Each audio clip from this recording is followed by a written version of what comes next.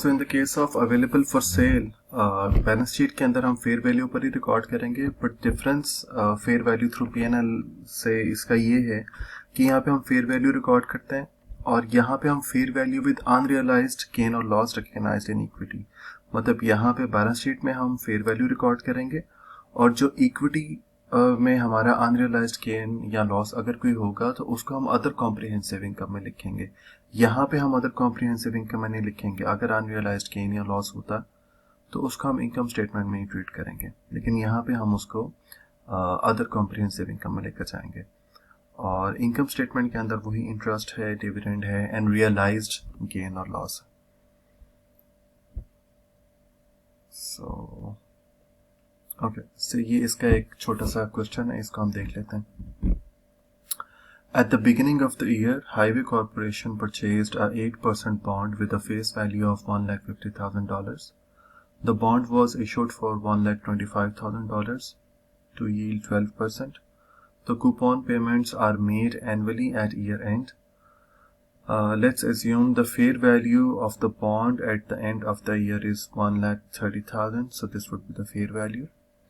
Determine the impact on Highway Incorporation's balance sheet and income statement if the bond investment is classified as held to maturity or held for trading and held for sale. So वही जो हमारे पास तीन चीज़ें थी जिनका भी हमने treatment discuss किया है इन्वेस्टमेंट इन फाइनेंशियल एसेट्स का, उसी को यहाँ पर हम लेकर आ रहे हैं दोबारा।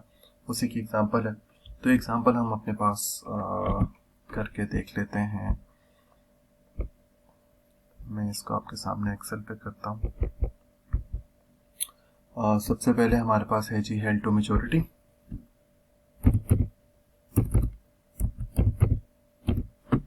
और हमने क्या करना है, हमने बैलेंस शीट में दिखाना है क्या है इसका और इनकम स्टेटमेंट में क्या है।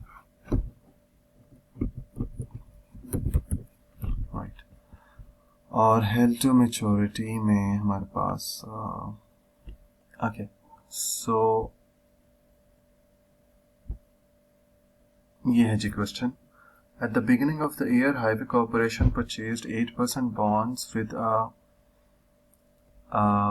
8% bond with a face value of $150,000. The bond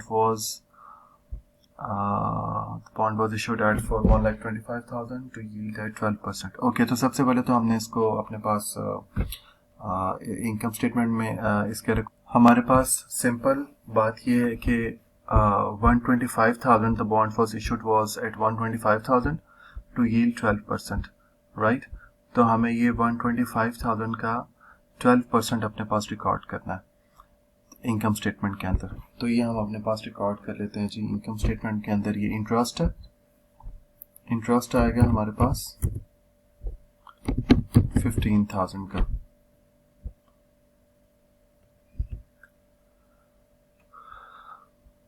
But what we actually receive is Highway Corporation purchased a 8% bond with a face value of 1,50,000. तो हम 1,50,000 का 8% अपने पास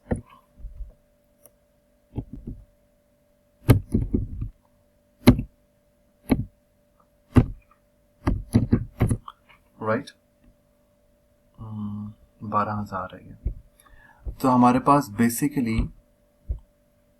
15,000 है जो हम रिकॉर्ड करेंगे और मिल हमें कितना रहा है, हमें 12,000 मिल रहा है। तो वो जो 3,000 है ये तो हमें पता है ना, मैचिंग प्रिंसिपल भी और रियलाइज प्रिंसिपल भी। इस साल का हमारा ये इंटरेस्ट रिसीव्ड है तो हमने इसको इस साल का ही जो है वो लिखना है इनकम को। तो चाहे हमें 12,000 भी मिल रहा है लेकिन हमने इसको 15,000 ही लिखना है क्योंकि रिसीवेबल को भी हम अपने पास रिकॉर्ड करेंगे। तो बैलेंस शीट में हमारी जो वैल्यू है वो हम कितने की लिखेंगे, 15,000। मैंने आपको बता दिया कि यहाँ पे क्यों लिख रहे हैं 12 के बजाय, तो वी आर रिसीविंग 12,000। और यहाँ पे हम बैलेंस शीट में अपने पास इसको लिखेंगे 125,000 का। The bond was issued for 125,000, right. So यहाँ पे हम इसको 125,000 का लिखेंगे बैलेंस शीट में,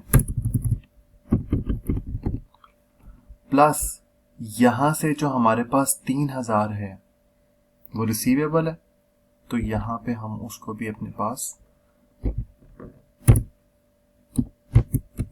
प्लस यहाँ पे 3000 भी लिखेंगे। इसका मतलब है कि टोटल जो इसकी वैल्यू आएगी, टोटल वैल्यू हो जाएगी दिस प्लस दिस, तो टोटल 128 वैल्यू हम लिखेंगे यहाँ पर बैलेंस शीट में, और इनकम स्टेटमेंट में हम अपने पास लिखेंगे इंटरेस्ट अमाउंट, इंटरेस्ट रेवेन्यू 15,000 से। ठीक है, ये क्लियर हो गया। सेकेंडली फिर हमारे पास है जी हेल्ड फॉर ट्रेडिंग।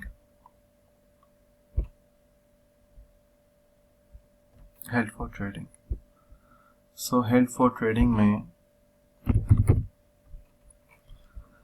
हमारे पास अगेन हमने बैलेंस शीट में अमाउंट देखनी है और इनकम स्टेटमेंट में अमाउंट देखनी है। ठीक है, अब हम देखते हैं इसकी ट्रीटमेंट क्या है बेसिकली। तो इसकी ट्रीटमेंट है जी फेयर वैल्यू। बैलेंस शीट में हमने इसको फेयर वैल्यू पे रिकॉर्ड करना है, और यहाँ पे हमने इनकम स्टेटमेंट में अगर इंटरेस्ट है तो वो भी लिखना है, डिविडेंड भी लिखना है, रियलाइज्ड भी लिखने हैं गेन और लॉसेस, और अगर कोई अनरियलाइज्ड गेन एंड लॉसेस हैं तो वो भी हमने इनकम स्टेटमेंट में ही लिखना है। ठीक है, तो बैलेंस शीट में हमने लिखना है फेयर वैल्यू में। तो फेयर वैल्यू आई बिलीव हमें क्वेश्चन में गिवन है यहाँ पर, let's assume the fair value of the bond at the end of the year is 1,30,000। तो हम इसको 1,30,000 से यहाँ पे लिख लेंगे अपने पास, राइट। और इनकम स्टेटमेंट में फिर वही जैसे हमने यहाँ पे पहले कैलकुलेट किया था, 1,25,000 का 12%, ये हम अपने पास देखेंगे यहाँ पर इनकम स्टेटमेंट में 15,000 प्लस एक और पॉइंट यहाँ पर ये है कि हमारे पास यहाँ पे ये 1,28,000 का था साल के शुरू में। ठीक है, अब यहाँ पे बढ़कर ये फेयर वैल्यू पे रिकॉर्ड हो रहा है 1,30,000, तो जो 2,000 का इजाफा हो रहा है उसके साथ हमें क्या करना चाहिए, डेफिनेटली हम उसको भी रिकॉर्ड करेंगे, that is unrealised gain, right, unrealised gain. लेकिन उसको हम एज पर रूल यहाँ पे इनकम स्टेटमेंट में ही लिखेंगे, तो यहाँ पे हम 2,000 और ऐड कर देंगे। ठीक है, ये 2,000 कहाँ से आया, ये 128 और 130 का जो डिफरेंस है इसको हम कह रहे हैं कि 2,000 है, इसको हम यहाँ पे रिकॉर्ड करेंगे। तो this was the case of held for maturity. और अगर हम अब करें कि अवेलेबल फॉर सेल,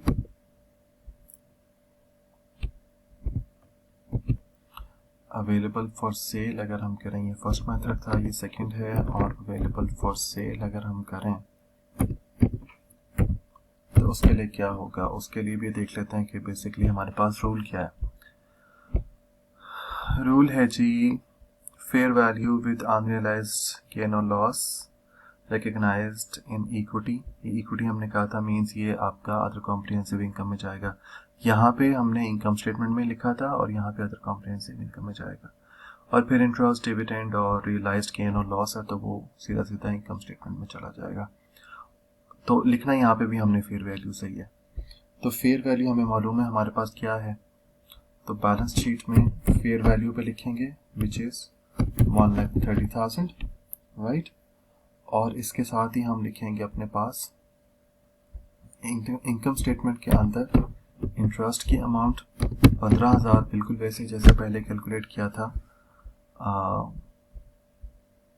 1,25 का 12%। और इसके बाद ये जो हमारे पास 2,000 का डिफरेंस जो यहाँ पे हमने लिखा था सेम इसी पैटर्न पर, अब इस 2,000 के डिफरेंस को हम यहाँ पर लिखेंगे अदर कॉम्प्रिहेंसिव इनकम के अंदर 2,000। तो ये है जी ट्रीटमेंट हमारी इन्वेस्टमेंट इन फाइनेंशियल एसेट, अगर हेल्ड टू मैच्योरिटी में हो या अगर हेल्ड फॉर ट्रेडिंग हो या फिर अवेलेबल फॉर सेल हो, तो ये इनकी डिफरेंट ट्रीटमेंट होगी।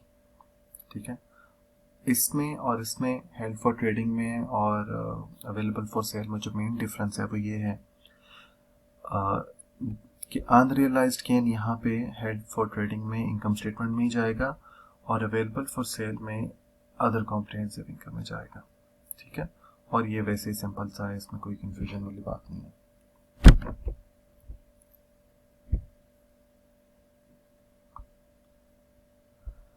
ओके जी, इसके बाद है हमारे पास जी रिक्लासिफिकेशन ऑफ फाइनेंशियल एसेट, कि अगर हमने रिक्लासिफिकेशन करनी है तो उसके लिए हमारे पास क्या रूल है।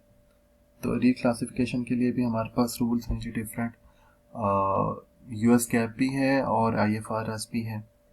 रिक्लासिफिकेशन हमारी जो है वो डिफरेंट फॉर्म से अदर फॉर्म्स में हो सकती है।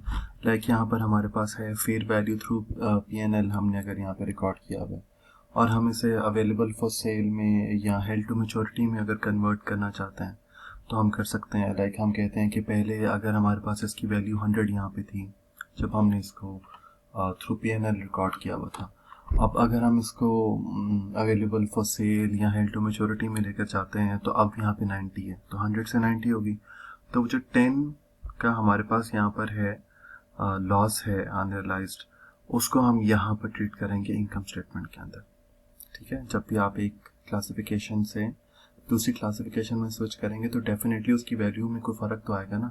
आपके स्विच करने का रीज़न भी होगा कि वैल्यू में आप फ़र्क लाना चाह रहे हैं, तो जब आप फ़र्क आएगा तो उसको कहीं ना कहीं पे आपको एडजस्ट करना पड़ेगा। ठीक है, और वो डेफिनेटली अनरियलाइज्ड गेन होगा या लॉस होगा। हेल्ड टू मैच्योरिटी है, अगर यहाँ से आप इसको कन्वर्ट करते हैं फेयर वैल्यू थ्रू पीएनएल के अंदर, तो यहाँ पे जो डिफरेंस आएगा either in the form of gain और लॉस, उसको आप इनकम स्टेटमेंट में लेके जाएंगे। ठीक है, उसको आप इनकम स्टेटमेंट के अंदर ही ट्रीट करेंगे। और अगर हेल्ड टू मैच्योरिटी से अवेलेबल फॉर सेल में आप इसको कन्वर्ट करते हैं तो फिर उसका जो भी हमारे पास डिफरेंस आएगा उसको अदर कॉम्प्रिहेंसिव इनकम के अंदर हम लोग ट्रीट करेंगे, राइट। और अगर अवेलेबल फॉर सेल से हेल्ड टू मैच्योरिटी के अंदर आप उसको लेकर जा रहे हैं, यानी कि अगेन अगर यहाँ पे आपके पास 100 था और अब यहाँ हेल्ड टू मैच्योरिटी में कन्वर्ट करने से 100 से 90 हो गया, तो उसका जो डिफरेंस है अमोर्टाइज, उसको आप कॉम्प्रिहेंसिव इनकम के अंदर लेकर जाएंगे। और अगर अवेलेबल फॉर सेल है और इसको आप कन्वर्ट कर रहे हैं through fair value profit and loss में, तो फिर जो भी आपके पास ट्रीटमेंट होगी उसको आप कॉम्प्रिहेंसिव इनकम के अंदर लेकर जाएंगे। ठीक है, या हम आगे जाके इसको करेंगे तो इंशाल्लाह आपको इसके बारे में और क्लियर हो जाएगा।